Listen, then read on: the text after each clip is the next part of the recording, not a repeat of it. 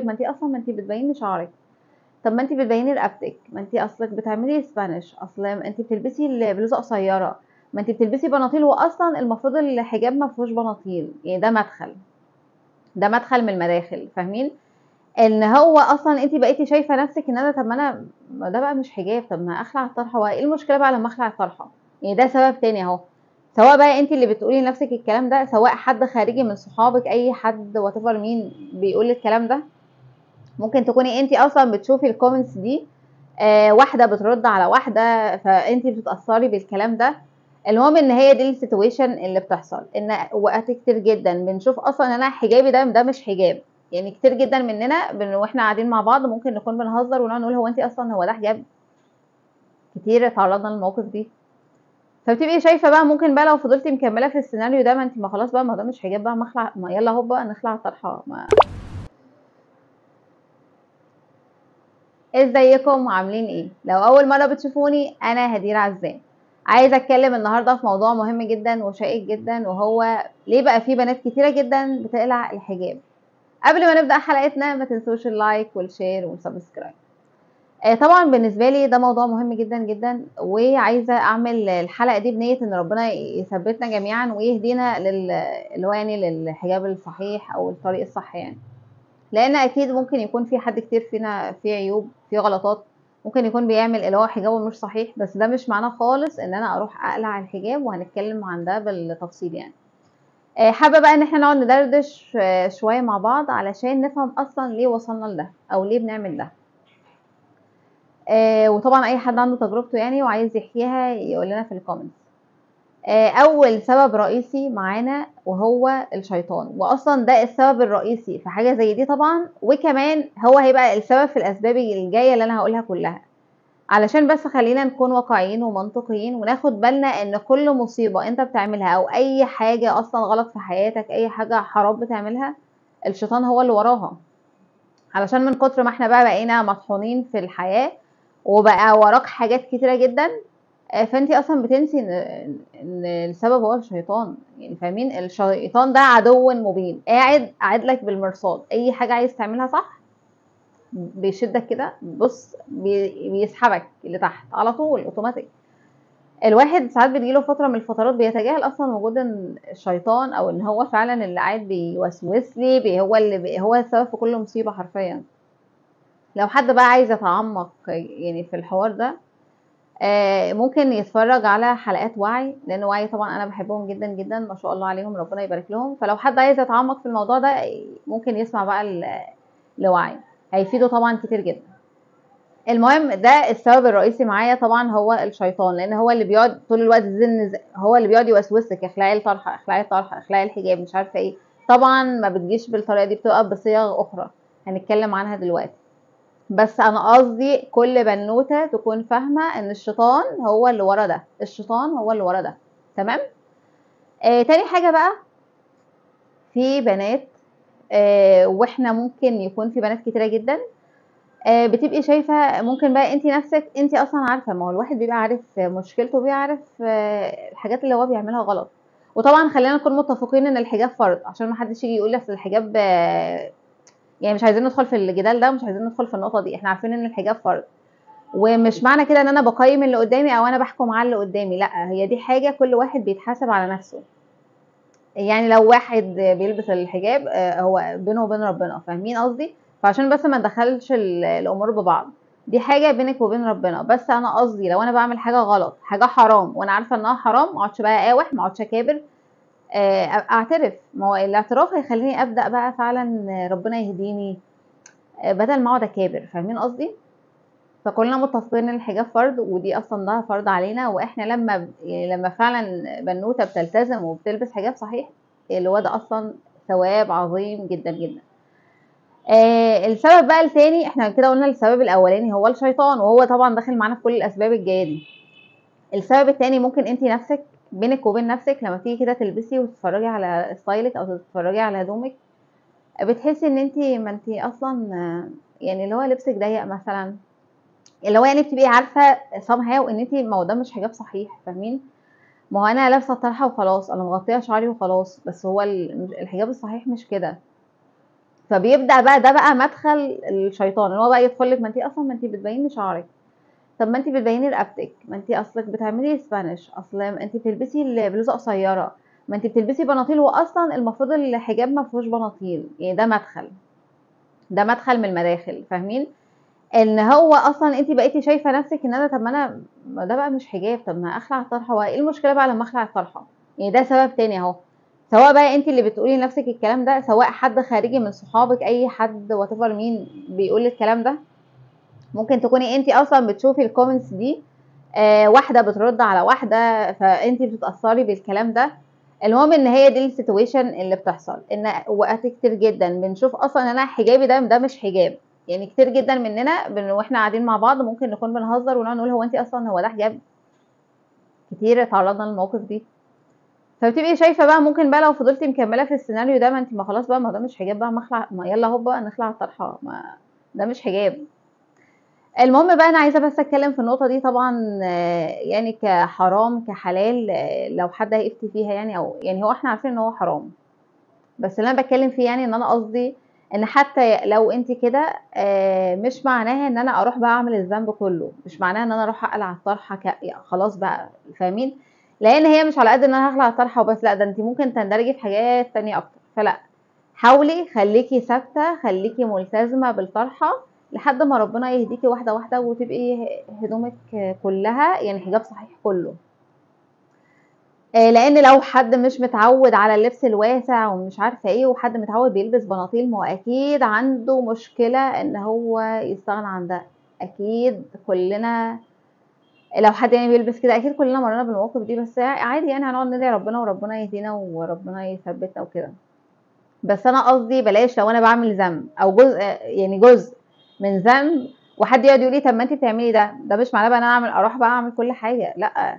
يعني احاول يعني، فاهمين؟ نحاول كده نهدى لحد ما ربنا يهدينا. ده تاني سبب معانا اهو.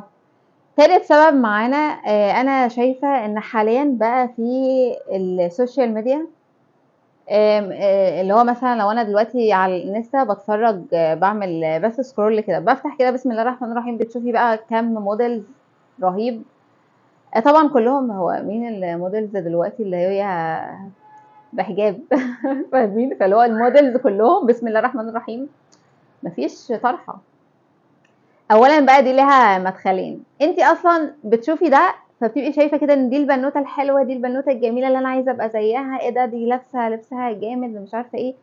ف يعني تالت حاجه، انت اصلا ممكن تبقي عايزه تبقي شبهها من كتر ما انت لما بتعملي يعني بتشوفيها على الانستا، بتشوفيها على السوشيال ميديا، بتشوفيها انها جميله فعلا وحلوه جدا مظبطه كل حاجه، انا عايزه ابقى زي ده. فانت اوتوماتيك حتى لو انت بالطرحه، وحتى لو انت عارفه ان ده فرض، وحتى لو انت مش عايزه تعملي ده، بيتخزن عندك في اللاواعي ان دي حلوه، انا عايزه ابقى كده، فاهمين؟ فلو اتجمعت شويه ظروف ممكن فعلا تبقي ده، ما انت بقى يعني بقى بترسخ في ذهنك ان ده حلو، دي جميله، ده انا عايزه ابقى جميله زيها. حاجه رابعه من نفس النقطه، ان انا من كتر ما بشوف ده على السوشيال ميديا فعيني اعتادت الامر. يعني انا مثلا لو زمان لما كنا بنيجي نفتح مثلا، ما اعتقدش ان احنا كنا بنشوف كم الموديلز دول وكم الناس اللي هو قصدي يعني شعرها وبتلبس قصير كده، فاهمين؟ فانا عيني ما كانتش معتاده الامر. يعني زمان حتى لما كنا بننزل الشارع كان اغلب الناس لبسها طويل، كان اغلب الناس لبسها واسع، حتى لو على فكره لو بشعرها. يعني ما كانش معتاد ومنتشر قوي ان حد يكون لبسه قصير، البلوزه دايما قصيره، البنطلون سكيني ضيق، ده ما كانش معتاد. فانتي اوتوماتيك لما كنت بتيجي تشتري هدومك كنت بتجيبي اللي موجود، ما كانش ده الستايل اللي موجود، يعني نادر لما كنت بتلاقي ده متاح، فاهمين؟ فانا يعني شايفه ان انا من كتر ما بقيت بشوف ده فعيني اعتادت الامر، فبقيتي شايفه انه عادي. انا كمان يعني خلونا بقى انا بالطرحه، بس انا بلبس بلوزه قصيره، بلبس بنطلون ضيق، انا شايفه انه عادي، ببين حته من الكم، ببين حته من شعري رقبتي، ما ده دلوقتي الستايل وكلنا بنعمل كده. عيني اعتادت ده فانا بدات اعمله، وانا مش واخده بالي ان انا بعمله، او يعني مش ممكن اكون بعمله بس عارفين اللي هو انت بتعملي الحاجه بس مش ممكن اكون مش مدركه اثر الحاجه اللي انا بعملها. يعني مثلا ممكن بقى ايه، اكون انا كان لبسي عادي، اللي هو أنا مش بقول بقى ان حد كان لابس واسع قوي، بس عادي، حتى ممكن ولنفرض ان حد كان لبسه طويل، لابس خمار مش عارفه ايه، او حد كان بيلبس بلوزات عاديه بس اللي هي طويله شويه، فاهمين قصدي؟ انت بقى من كتر الحاجات اللي بتشوفيها وعينك اعتادت تشوفي ان الناس بتلبس بناطيل وبلوزات قصيره جدا، وطبعا انت اصلا اكتر اللي بتشوفيهم مش محجبات، فانت بقيتي شايفه انه عادي، ما يعني ما كله بيعمل كده. فانت اصلا كنت ماشيه في طريق، فجاه اللي هو حودتي تماما عن الطريق اللي انت كنت فيه، بسبب بقى كل الاسباب اللي انا بقولها دي. لو الواحد مش بيراجع نفسه او مش بيقعد يراقب ويقعد يحلل، ممكن يعمل حاجات كتيره جدا هو اصلا مش مدرك، لان انت بتبداي الحاجه بخطوه، خطوه سواء صح او غلط. لو حاجه غلط فجاه ممكن تلاقي نفسك رحتي في حته تانية. وطبعا طبعا خامس حاجه معانا ان كل بنوته نفسها تبقى جميله، وخلينا نكون متفقين وصراحه علشان ما نبقاش بس بنضحك على بعض. اكيد اي بنت بشعرها هتبقى احلى، يعني اي بنت بالحجاب ولا بشعرها، انت في البيت ولا بره. اكيد طبعا لو انت بشعرك، لان بقى انت هتبقي كمان بشعرك، هيبقى في لبس معين بتلبسيه. لان طبعا في كتير جدا لما بنيجي نجيب الهدوم وكده بتلاقي في حاجات حلوه جدا، حاجات تحفه، دريس ممكن يكون خطير جميل جدا، بس اللي هو لا، هو عايز واحده مش محجبه، يعني مش لايق خالص مع المحجبات، فاللي هو بيبقى في عائق، فاهمين قصدي؟ فطبعا طبعا اكيد انتي من غير الطرحه بشعرك باللبس القصير مش عارفه ايه، اكيد ده احلى. فعشان كده اصلا اتفرض الحجاب علشان تداري اذنتك دي، فاهمين قصدي؟ فالموضوع طبعا احنا دي كمان اكتر حاجه، يعني اكيد لو جينا نسال كل البنات اكيد كلنا عايزين نبقى بشعرنا ونبقى حلوين، لان احنا دايما بنبقى عايزين نبقى حلوين.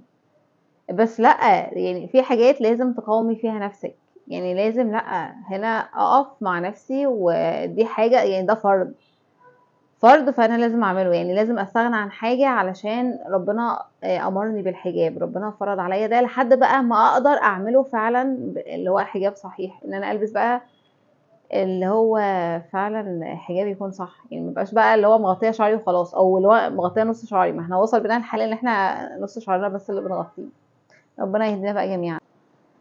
الدرس بقى فيه كرانيش، فيه مش عارفة ايه، فانتي هو لايق لو انتي مش محجبة.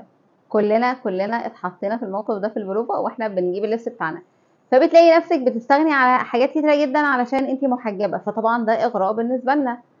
لان طبعا اكيد لو انا لبست حاجة بقى اللي هو كده اللي هو نص كم مش عارفة ايه ومفيش بقى شميس تحتها، اكيد هتبقى احلى، يعني خلينا نكون متفقين اكيد هتبقى احلى. وبعدين بقى ناخد بالنا من حاجة، ساعات بتيجي تجيبي بلوزة ممكن يكون فيها فكرة، فيها افتكاسة، بتبقى ستايلها حلو، تيجي بقى تلاقيها عليكي عشان انتي محجبة وتقعدي بقى تقولي اصل انا مش هلبس تحتها شميز، اصل مش عارفة هعمل فوقها كارديجان، بتلاقي نفسك بتنيلي الدنيا وبتعكي الدنيا، فاللي هو اركني كده على جنب، احنا مش هنجيب البلوزة دي. كلنا اتحطينا في الموقف ده، حاجات كتيرة جدا بتبقي هتموتي وتلبسيها وتطلع مش لايقالك، يعني فاهمين اللي هو بقى ايه، لو رجع بنا واحنا اطفال اللي هو ايه، لما ابقى طفله ان شاء الله انا وانا بختار لنفسي ابقى البس الحاجات دي، او نجيبها نلبسها في البيت، فاللي هو اكيد كلنا اتحطينا بالموقف ده، وده موقف رئيسي برضو. بس خلينا بقى نكون متفقين برغم كل الاسباب دي، وحتى لو في اسباب اخرى، حتى لو في 100 سبب مليون سبب، فخليكي يعني متمسكه بحجابك، خليكي بلاش تقلعي الطرحه، خليكي لابسه طرحه، حتى لو انت يا ستي شايفه كل الاسباب دي فيكي، حتى لو انت شايفه ان انت مثلا بتبيني حته من شعرك، بتبيني حته من رقبتك، مش عارفه ايه بتعملي ايه، خليكي محافظه على الطرحه احسن ما تخلعيها. والموضوع مش على قد انك هتخلعي طرحه وبس وهتقف لحد هنا، لا، زي ما بقول هنتدرج في حاجات تانية، هتلاقي بقى لبسك ما انت هتلبسي بقى الحاجات اللي احنا بنتكلم فيها دي، ما انا دلوقتي عماله اتكلم ان اللبس مغري جدا واللبس هيبقى حلو جدا، يعني أنا لو لبست دريس كده هيبقى خطير جامد، ما انت هتلبسيه، ما هو انت اللي منعك الطرحه، فانت لو ما فيش طرحه فما بالك بقى، شوفي انت هتعملي ايه. فخلينا نفضل ثابتين على الطرحه بغض النظر على اي حاجه تتقال، حتى لو صحابك نفسهم، حتى لو مين بيقول لك انت، هو انت شايفه نفسك كده ده حجاب، هو انت يا بنتي، هو مش عارفه ايه، سوشيال ميديا، ناس قرايبك مش عارفه لو مين باللازق بيقول لك كده، افصلي مالكيش دعوه بيه، على الاقل احسن ما اروح اوقع الدنيا كلها، يعني اتمسك بحاجه لحد ما ربنا يهديني احسن ما ابقى خلاص بضيع. وطبعا محتاجين كلنا نقعد ندعي ان ربنا يثبتنا على الطرحه ويثبتنا على الحجاب ويهدينا اصلا للحجاب الصح، لان يعني اكيد كتير مننا بيعك الدنيا، فربنا يهدينا. بس الاحسن احنا يعني انا عارفه ان الحجاب الواحد بيقاوم نفسه، ما هو عشان كده ده فرض، وعشان كده انت بتاخدي ثواب عليه. ما هو لو حاجه سهله، ما هو يعني دايما بتبقى، يعني فاهمين، دايما بيبقى في كده عبادات بتبقى محتاجه انك تقعدي تجاهدي نفسك علشان ده بيكون ثوابه عظيم جدا. فربنا يهدينا جميعا يا رب، ويعني نبقى لبسنا اصلا كويس وما يبقاش بقى في شبهة حرمانية وهكذا. وبس كده.